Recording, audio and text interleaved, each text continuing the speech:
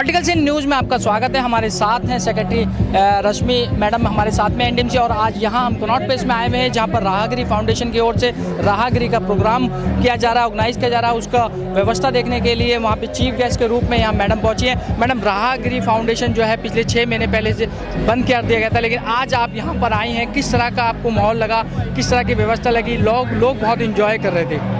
मुझे बहुत खुशी हो रही है देख करके कि लोग जितना एंजॉय कर रहे हैं, विशेषकर यूथ जो युवा वर्ग है। तो ये युवा वर्ग आपने देखा होगा कि 3 जगह पे स्टेज हैं और तीनों जगह पे अलग अलग ढंग से जो है ना, बच्चे सिर्फ एंजॉय ही नहीं कर रहे हैं, उनका बड़ा एक्टिव पार्टिसिपेशन है। और वो एक्टिव पार्टिसिपेशन उनको फिजिकल फिटनेस के लिए यहाँ पे एक्सरसाइजेज किए जा रहे हैं म्यूज़िक के साथ साथ। तो जुम्बा डांस है तो उसमें भी एक्सरसाइज है, कहीं पे अपना वो साइकिलिंग की जा रही है उसमें भी एक्सरसाइज है। तो जो पूरा कॉन्सेप्ट है फिजिकल फिटनेस का और पोल्यूशन फ्री पेडेस्ट्रियनाइजेशन को प्रमोट करने का, व्हीकल पॉल्यूशन को कम करने का, तो ये हमारा एक म्यूनिसिपल बॉडी का एक बहुत बड़ा चैलेंज है। दिल्ली में विशेषकर यह एक चैलेंज है। इस चुनौती में राहगिरी जैसा मूवमेंट जो है वह बहुत मदद करता है, क्योंकि कोई भी इस तरह की जो सोशल कॉज रहते हैं, बिना सिविक पार्टिसिपेशन के हम पूरी तरह इन चैलेंजेस को, इन प्रॉब्लम्स को हम ख़त्म नहीं कर सकते हैं।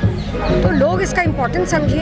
मैडम, क्या लगता है आपको कि यहाँ पर जो लोग आ रहे हैं वो एंजॉय तो कर रहे हैं, साथ में जागरूक भी हो रहे हैं? जैसे अभी आप एक कैंसर अवेयरनेस कैंप में भी आप गई हैं और एक वहाँ डांस परफॉर्मेंस में गई, तो लोग जागरूक भी हो रहे हैं। बिल्कुल, देखिए मैंने अभी यही सबसे अपील की है कि जितने भी वॉलंटियर्स इन्वॉल्व हैं इस मूवमेंट में, कि हर महीने हम एक थीम ले लें। और इस बार जैसे कैंसर अवेयरनेस प्रिवेंशन है कि समय पे पता चल जाए, समय पे हम जांच करा लें, समय पे इसका हम ट्रीटमेंट शुरू कर दें, तो ये जानलेवा बचने से रुक सकता है। और यहाँ पे आपने देखा होगा कि मैक्स का भी एक स्टॉल है जहाँ पे blood sugar level, nutrition counselling चल रही है, तो जांच भी हो रही है, साथ साथ काउंसलिंग भी हो रही है। एनडीएमसी किस तरह की व्यवस्था किए हुए है, किस तरह का सामान यहाँ प्रोवाइड किया जा रहा है? मैंने अभी देखा है कि कुछ स्पोर्ट्स का सामान भी एनडीएमसी प्रोवाइड कर रहा है। किस तरह की व्यवस्था एनडीएमसी ने बना रखी है? देखिए, एनडीएमसी का तो पूरा एक वेन्यू की एक जिम्मेदारी हो जाती है कि इस ऐतिहासिक और वेन्यू को देना, और साथ ही जो है यहाँ की साफ़ सफाई उसका ख्याल रखना, यहाँ की सिक्योरिटी को दिल्ली पुलिस के साथ में मिलकर के जो है लॉ एंड ऑर्डर का प्रॉब्लम नहीं हो, तो दिल्ली पुलिस का भी एक बहुत अहम रोल होता है वह देना। तो पूरा वेन्यू एंड लॉजिस्टिक सपोर्ट, वो बिजली है, इलेक्ट्रिसिटी का है, तो उसका अपना कनेक्शंस प्रोवाइड करना। लेकिन बाकी जो आर्टिस्ट है, आर्टिस्ट बड़े स्वैच्छिक रूप में आते हैं। हमने किसी आर्टिस्ट के लिए या मंच के लिए पेमेंट नहीं की है।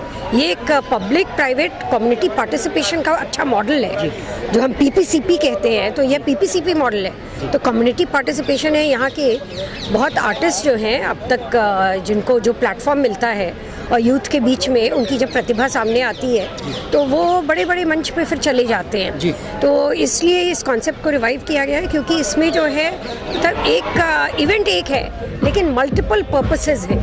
मतलब पर्पसेस जहाँ पोल्यूशन को भी कम करने के लिए, एयर पोल्यूशन आज की तारीख में दिल्ली में चुनौती है, उसकी भी अपील की जाती है कि आप जो है कैसे यहाँ पे बाइक इस्तेमाल किया जा रहा है कि बाइक को प्रमोट करो, और कार पूलिंग करो, आप पैदल चल सकते हो पैदल चलो, ठीक है। फिर मैं एक बीच में रोकना चाहूँगा आपको कि आपको लगता नहीं है कि एक भीड़ भरी ज़िंदगी में जब हम आज रोड पे निकलते हैं तो ट्रैफिक्स बहुत होते हैं और साइकिल नहीं चला पाते, पैदल, ये भी एक राहगिरी एक माध्यम है जहाँ हम साइकिल भी चला पाएंगे और हम क्या कहते हैं अपनी राहगिरी, मतलब एक जैसे दादागिरी होती है, एक भाईगिरी होती है, लेकिन उसकी राह की एक अपनी गिरी है और वो अपने वजूद पे यहाँ घूम सकता है, फिर सकता है, ना उसे कोई ट्रैफिक की चिंता है, ना कोई गाड़ी की चिंता है। मैं जानना चाहता हूँ कि एक पॉल्यूशन भरी ज़िंदगी से मुक्त होकर लोग एंजॉय कर रहे हैं। बात बहुत सही है। देखिए, हमें तो इसी तरह का माहौल अगर हमेशा मिल जाता तो बहुत अच्छा रहता, लेकिन वह मुमकिन नहीं है।